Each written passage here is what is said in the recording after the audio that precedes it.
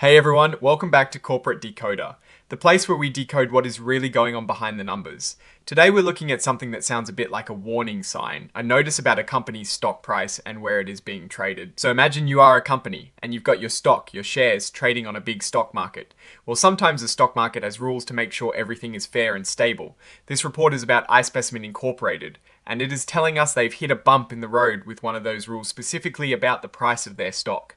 It is a really common thing for companies to have to file these reports when something important like this happens. This filing is all about a notice iSpecimen Incorporated got on the 19th of November 2025. The notice came from Nasdaq, which is one of the major stock exchanges.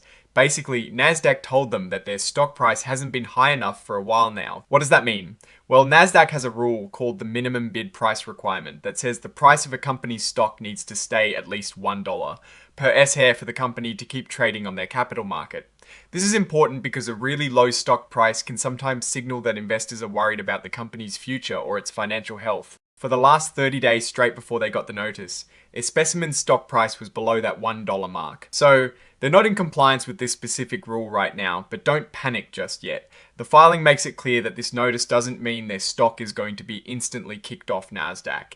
Their stock will still trade under its symbol iSPC. Nasdaq has given iSpecimen a grace period, a really generous amount of time, 180 calendar days, which is about 6 months. They have until May 18, 2026 to fix this problem. How can they fix it? The easiest way is for their stock price to close at $1 or higher for 10 consecutive business days. If that happens before May 18, 2026, Nasdaq will tell them they're back in good standing, and this issue will be closed. Now, if they can't get the stock price up organically, they might have a chance to get another 6 months. But to do that, they'll need to meet other Nasdaq requirements, like the overall value of their publicly traded shares, and show Nasdaq they're serious about fixing the problem. One of the ways they might do this is through something called a reverse stock split. Let me explain what a reverse stock split is in simple terms. Imagine you have $10 bills and you decide to trade those $10 bills for one $50 bill. You still have $50 in value, but you have fewer bills. A reverse stock split does something similar with company shares. Let's say a company has 100 million shares trading at 10 cents each. The total value is $10 million.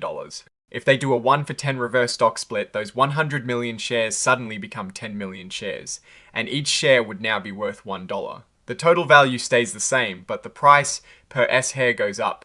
It is a common tactic companies use to meet listing requirements and make their stock price look more attractive to investors. But it doesn't magically make the company more valuable on its own. The report also mentions that if they don't fix the problem, their stock could eventually be delisted, meaning it would stop trading on Nasdaq.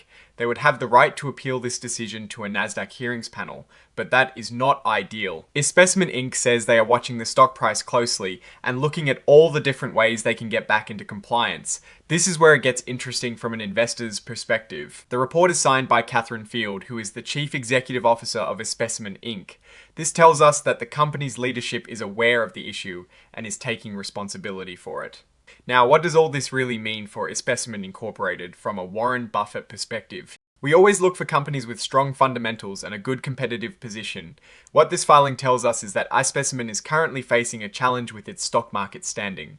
The low stock price below the $1 threshold is a red flag that investors are not valuing the company's shares highly at this moment.